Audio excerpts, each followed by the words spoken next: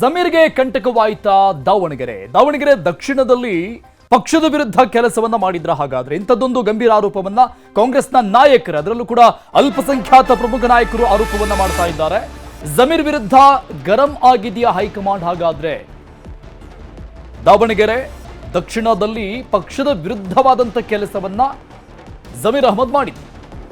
ಕೇವಲ ಕಣ್ಣೋಟಕ್ಕಷ್ಟೇ, ಕೇವಲ ಮಾತಿಗಷ್ಟೇ ಬಂದವರು ಹೋಗಿದ್ದು ಪ್ರಚಾರಕ್ಕೆ ಅಂತ ಗಂಭೀರ ಆರೋಪವನ್ನ ಮಾಡಲಾಗಿತ್ತು.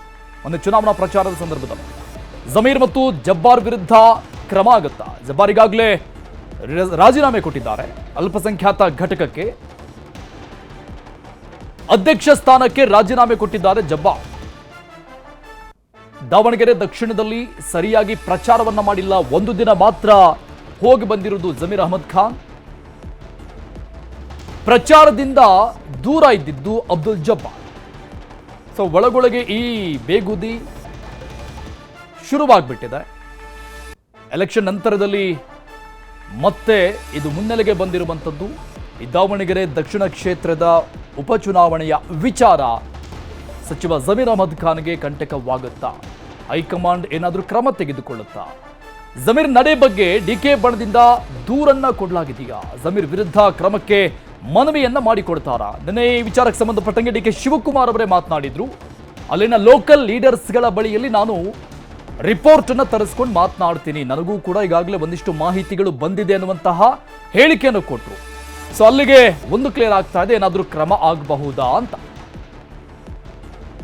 ಇವಾಗ ಡೀಟೇಲ್ಸ್ ಕೊಡ್ತಾರೆ ನಮ್ಮ ಪ್ರತಿನಿಧಿ ಕಾರ್ತಿಕ್ ಸಂಪರ್ಕದಲ್ಲಿದ್ದಾರೆ. ಕಾರ್ತಿಕ್, ದಾವಣಗೆರೆ ದಕ್ಷಿಣ ಕ್ಷೇತ್ರದ ವಿಚಾರ, ಕಾಂಗ್ರೆಸ್ನ ಒಳಬೇಗುದಿ, ಅದರಲ್ಲೂ ಕೂಡ ಅಲ್ಪಸಂಖ್ಯಾತ ನಾಯಕರುಗಳ ಮಧ್ಯದಲ್ಲಿ ನಡೀತಾ ಇರುವಂತಹ ಈ ಒಂದು ಜಟಾಪಟಿ ವಿಚಾರ ಈಗ ಜಮೀರ್ ಅಹಮದ್ ಅವರ ಕುರ್ಚಿಯ ವಿಚಾರದವರೆಗೂ ಕೂಡ ಬಂದಿರುವಂಥದ್ದು. ಅವರ ಮೇಲೆ ಕ್ರಮ ಆಗುತ್ತಾ ಅನ್ನುವಂತಹ ಪ್ರಶ್ನೆಯನ್ನ ಮೂಡಿಸ್ತಾ ಇದೆ. ಏನಾಗ್ಬೋದು ಅಂತ ಅನ್ಸುತ್ತೆ?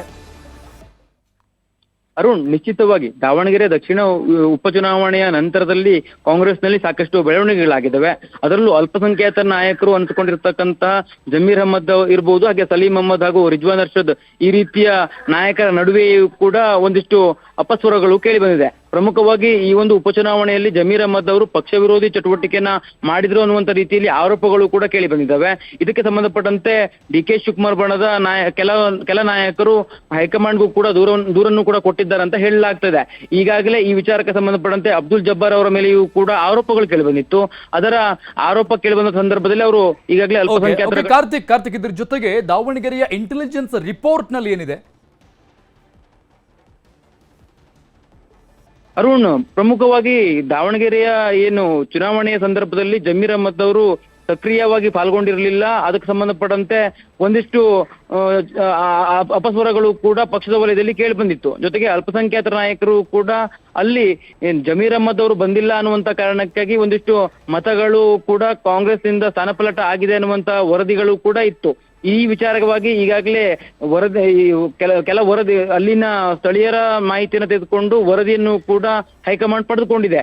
ಹೈಕಮಾಂಡ್ ಪಡೆದುಕೊಂಡಿರ್ತಕ್ಕಂಥ ವರದಿಯಲ್ಲಿ ಕೆಲವೊಂದಿಷ್ಟು ಪಕ್ಷ ವಿರೋಧಿ ಚಟುವಟಿಕೆಗಳಾಗಿದ್ದಾವೆ. ಸಭೆಯಲ್ಲಿ ಎಲ್ಲರೂ ಕೂಡ ಸಹಮತವನ್ನ ಅಭ್ಯರ್ಥಿಗೆ ಕೊಟ್ಟು ನಂತರ ಬಂದು ಬೇರೆ ರೀತಿಯ ಕೆಲಸಗಳನ್ನ ಮಾಡಿದ್ದಾರೆ, ಪಕ್ಷ ವಿರೋಧಿ ಕೆಲಸಗಳನ್ನ ಮಾಡಿದ್ದಾರೆ ಅನ್ನುವಂತ ಆರೋಪಗಳು ಕೂಡ ಇದೆ. ಈಗಾಗಲೇ ಅಭಿಷೇಕ್ ದತ್ ಅವರು ಈ ವಿಚಾರವಾಗಿ ವರದಿಯನ್ನ ಪಡೆದುಕೊಂಡು ಹೈಕಮಾಂಡ್ ನಾಯಕರಿಗೆ ಅಂದ್ರೆ ಸುರ್ಜೇವಾಲಾ ಅವರಿಗೂ ಕೂಡ ವರದಿಯನ್ನ ಕೊಟ್ಟಿದ್ದಾರೆ. ಇದಕ್ಕೆ ಸಂಬಂಧಪಟ್ಟಂತೆಯೂ ಕೂಡ ಜಮೀರ್ ಅಹಮದ್ ಅವ್ರಿಗೆ ಇದು ತಲೆದಂಡ ಆಗುವಂತ ಸಾಧ್ಯತೆಗಳು ಕೂಡ ಇರ್ತಕ್ಕಂಥದ್ದು. ಜಮೀರ್ ಅಹಮದ್ ಅವರು ಸಿಎಂ ಸಿದ್ದರಾಮಯ್ಯ ಅವರಿಗೆ ಆಪ್ತರು ಹೌದು, ಆದ್ರೆ ಈ ಒಂದು ವಿಚಾರದಲ್ಲಿ ಪಕ್ಷ ವಿರೋಧಿ ಚಟುವಟಿಕೆಗಳನ್ನ ಮಾಡಿದ್ದಾರೆ ಅನ್ನುವಂಥದ್ದು ಏನಾದ್ರು ಸಾಬೀತಾದಂತ ಸಂದರ್ಭದಲ್ಲಿ ಅದು ಯಾರ ಆಪ್ತರು ಅನ್ನುವಂಥದ್ದನ್ನು ಕೂಡ ಕಾಂಗ್ರೆಸ್ ಹೈಕಮಾಂಡ್ ಗಮನಿಸೋದಿಲ್ಲ. ಜೊತೆಗೆ ಈಗಾಗಲೇ KN ರಾಜಣ್ಣ ಅವರ ವಿಚಾರದಲ್ಲಿಯೂ ಕೂಡ ಒಂದು ಕಟ್ಟುನಿಟ್ಟಿನ ಕ್ರಮವನ್ನು ಕೂಡ ತೆಗೆದುಕೊಂಡಿತ್ತು. ಅದೇ ರೀತಿಯ ಕ್ರಮವನ್ನ ಜಮೀರ್ ಅಹಮದ್ ಅವರ ಮೇಲೆಯೂ ಕೂಡ ತೆಗೆದುಕೊಂಡ್ರೆ ಆಶ್ಚರ್ಯ ಪಡಬೇಕಾಗಿಲ್ಲ. ಇದಕ್ಕೆ ಸಂಬಂಧಪಟ್ಟಂತೆ ಸಲೀಂ ಅಹಮದ್ ಮತ್ತು ರಿಜ್ವಾನ್ ಅರ್ಷದ್ ಅವರು ನಡೆಸಿದಂತ ಸುದ್ದಿಗೋಷ್ಠಿಯಲ್ಲೂ ಕೂಡ ಅವರು ಪರೋಕ್ಷವಾಗಿ ಜಮೀರ್ ಅಹಮದ್ ಅವರ ಹೆಸರನ್ನ ಹೇಳದೆ ಒಂದಿಷ್ಟು ವಾಗ್ದಾಳಿಗಳನ್ನ ಮಾಡಿದ್ರು. ನಮ್ಮ ಪಕ್ಷದ ಅಭ್ಯರ್ಥಿಯ ವಿರುದ್ಧವೂ ಕೂಡ ಕೆಲಸಗಳನ್ನ ಮಾಡಿದ್ರು ಅನ್ನುವಂತ ಆರೋಪಗಳ ಸುರಿಮಳೆಯನ್ನು ಕೂಡ ಮಾಡಿದ್ರು. ಆ ಒಂದು ಕಾರಣಕ್ಕಾಗಿ ನೋಡಿದ್ರೆ ಇದೆಲ್ಲ ಅಂಶಗಳನ್ನ ಇಟ್ಟುಕೊಂಡು ಜಮೀರ್ ಅಹಮದ್ ಅವರ ವಿರುದ್ಧ ಏನಾದ್ರು ಕ್ರಮ ತೆಗೆದುಕೊಳ್ಳುತ್ತೆ ಅಥವಾ ಜಮೀರ್ ಅಹಮದ್ ಅವರಿಗೆ ಮುಂದಿನ ದಿನಗಳಲ್ಲಿ ಸಿಗ್ಬೇಕಾದಂತ ಪಕ್ಷದಲ್ಲಿ ಸಿಗ್ಬೇಕಾದಂತ ಒಂದಿಷ್ಟು ಅಂದ್ರೆ ಸ್ಥಾನಮಾನಗಳಿರ್ಬೋದು ಅಥವಾ DCM ಆಗ್ಬೇಕು ಅನ್ನೋ ಕನಸನ್ನು ಕೂಡ ಕಂಡಿರ್ತಕ್ಕಂಥವರಾಗಿತ್ತು. ಆ ಎಲ್ಲ ವಿಚಾರವಾಗಿಯೂ ಕೂಡ ಕೆಲವೊಂದಿಷ್ಟು ಪ್ರಮಾಣದಲ್ಲಿ ಹಿನ್ನಡೆಯನ್ನ ಉಂಟಾಗುವಂತ ಸಾಧ್ಯತೆಯೂ ಕೂಡ ಇರ್ತಕ್ಕಂಥದ್ದು ಅರುಣ್. Thank you Karthik ಡೀಟೇಲ್ಸ್ಗೆ.